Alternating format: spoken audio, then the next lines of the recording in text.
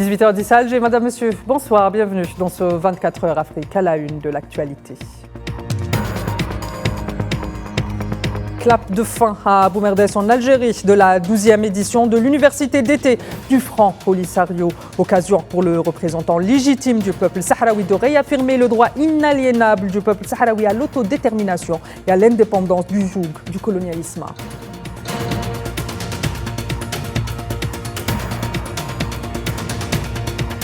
Au Kenya, l'opposition fait son entrée au gouvernement avec la nomination de 4 membres du parti d'opposition, le mouvement démocratique Orange, et ce, dans le cadre du gouvernement élargi annoncé par le président kényan William Ruto.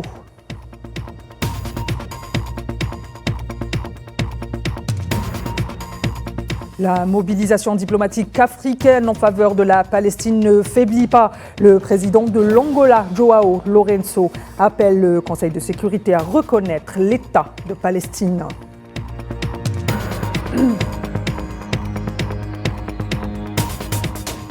Mesdames, Messieurs, on entame donc cette édition avec la clôture des travaux de la 12e édition de l'université d'été du Front Polisario dans la wilaya de Boumerdès en Algérie. Après plusieurs jours d'intervention et d'activité, avec pour cette dernière la présence du président sahraoui, secrétaire général du Front Polisario, Ibrahim Ghali. Et lors de son allocution, Ghali a réaffirmé tout l'engagement du peuple sahraoui envers ses droits légitimes de disposer de lui-même.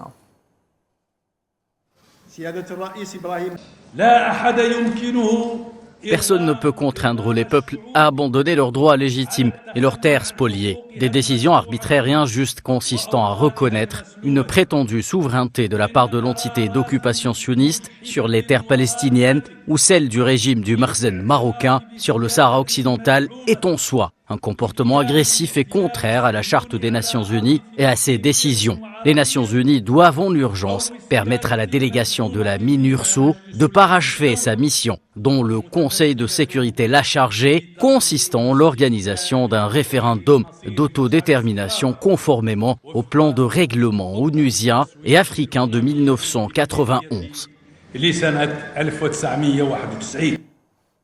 Et dans le même contexte, le président sahraoui a insisté sur le fait que le Maroc constitue un danger numéro 1 pour les populations et les pays de la région, compte tenu de son passif en matière politique d'agression et d'expansionnisme au détriment de ses voisins. On écoute.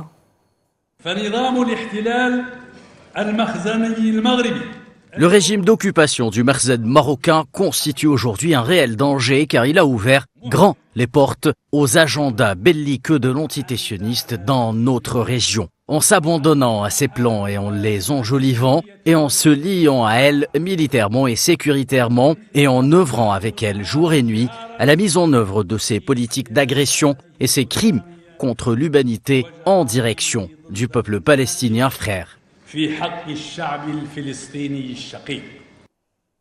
Par ailleurs, les travaux du séminaire international sur la révolution algérienne dans sa dimension africaine avec pour slogan une mémoire commune, un sort commun et un avenir prometteur se poursuivent ce mercredi à Alger avec la participation de plusieurs délégations africaines et d'experts algériens et étrangers. Lors de cette rencontre, les participants sont unanimes pour plaider en faveur de la décolonisation du Sahara occidental, dernière colonie en Afrique sous domination marocaine, et au même titre que la Palestine occupée sous occupation sioniste, organisée par le ministère des Moudjahidines et des ayants droit et en coordination avec le ministère algérien des Affaires étrangères et de la communauté nationale à l'étranger, en collaboration avec l'Association internationale des amis de la révolution algérienne à l'étranger. Ce séminaire international sera sanctionné par une déclaration finale et des recommandations sur les conclusions des participants à cet événement.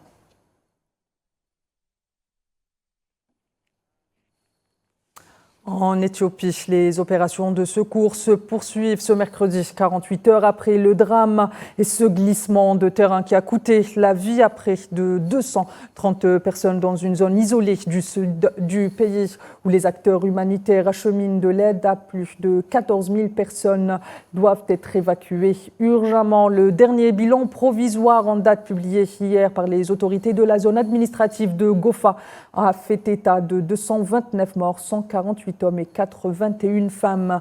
Mais l'on s'attend à ce que les bilans augmentent, a indiqué mardi le Bureau des affaires humanitaires de l'ONU en Éthiopie dans un rapport sans préciser le nombre de personnes encore portées disparues.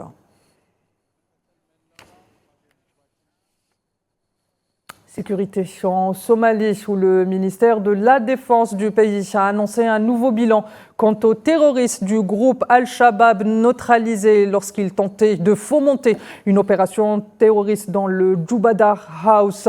Le porte-parole du ministère de la Défense a affirmé que 200 membres du groupe terroriste d'Al-Shabaab ont été éliminés, ajoutant que les forces armées du pays ont réussi à ouvrir la route principale reliant les villes de Kismayo et de Afmado. Pour rappel, lundi dernier, l'armée somalienne a réussi à déjouer une opération terroriste dans la région de Jabada House, dans l'extrême sud du pays.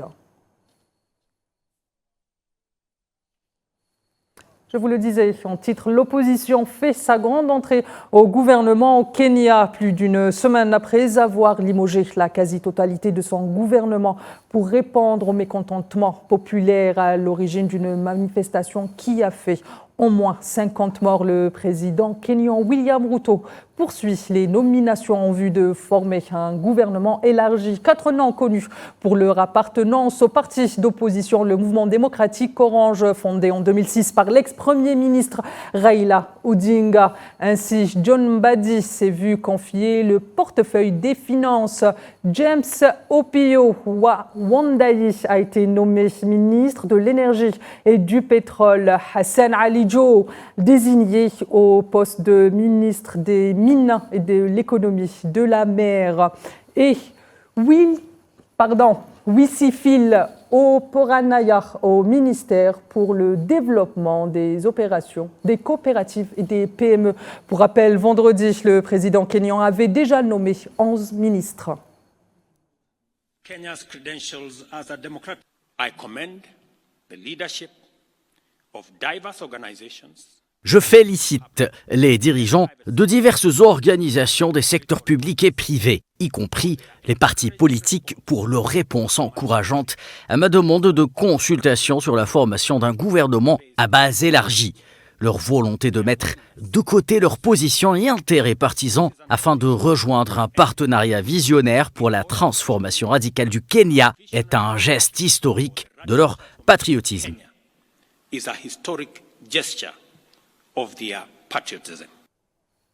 Dans le dossier soudanais, à présent, nouveau bilan des morts dans la ville d'El Fasher, capitale du Darfour du Nord. Au moins 600 personnes ont trouvé la mort et environ 4500 blessés, a déclaré Ibrahim Khatir, directeur général du ministère de la Santé de l'État du Darfour du Nord, ajoutant qu'il est à noter que le bilan pourrait encore s'alourdir puisque certaines victimes ont été directement enterrées par leur famille sans aller à l'hôpital. La ville d'El Fasher assiégée par les forces de soutien rapide depuis mai dernier et selon bon nombre d'observateurs, une escalade dangereuse dans le conflit de haute intensité qui oppose l'armée soudanaise et les forces de soutien rapide depuis le début de ce conflit qui a fait plus de 16 000 morts depuis le 15 avril 2023.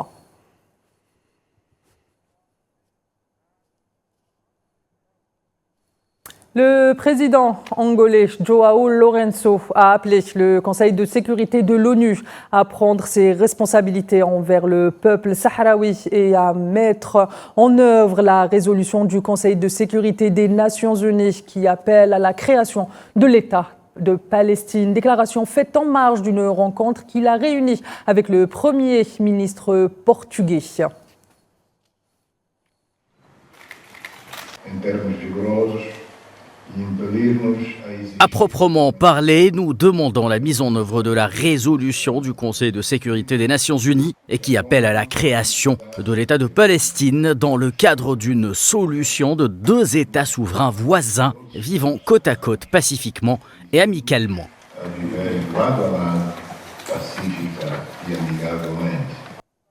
Justement, en visite en Angola, le Premier ministre portugais Luís Montenegro a annoncé depuis Luanda, capitale angolaise, une hausse de 500 millions d'euros de la ligne de crédit de son pays en faveur de l'Angola, destinée notamment à intensifier la construction d'infrastructures dans le pays et à encourager le secteur privé. À noter qu'après des entretiens au palais présidentiel, 12 accords de coopération sur les thèmes allant de l'économie à la formation professionnelle à l'éducation ont été signés entre le président angolais João Lourenço et le Premier ministre portugais Luís Montenegro.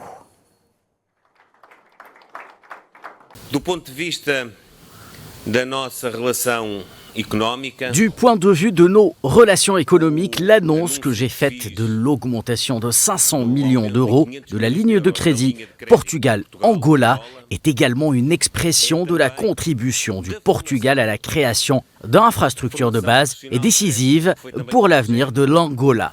Dos acordos que celebramos de cooperação.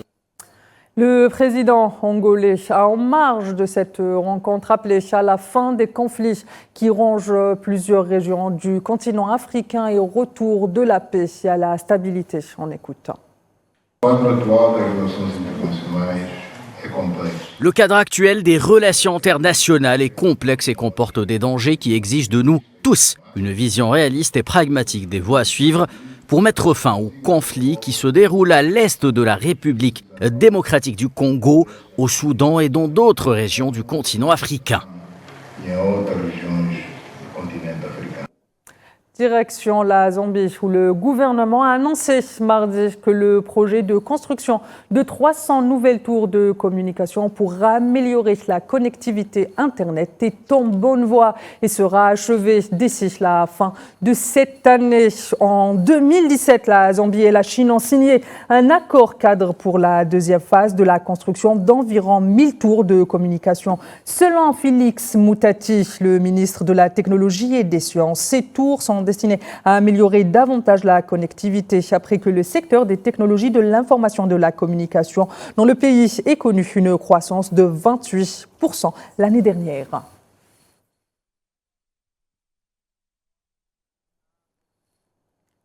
Madame, Monsieur, c'est ainsi que s'achève ce 24 heures Afrique. Retrouvez l'ensemble de ces informations sur nos plateformes digitales qui s'affichent actuellement au bas de votre écran et retrouvez Kherdin Batage pour le 19 Info.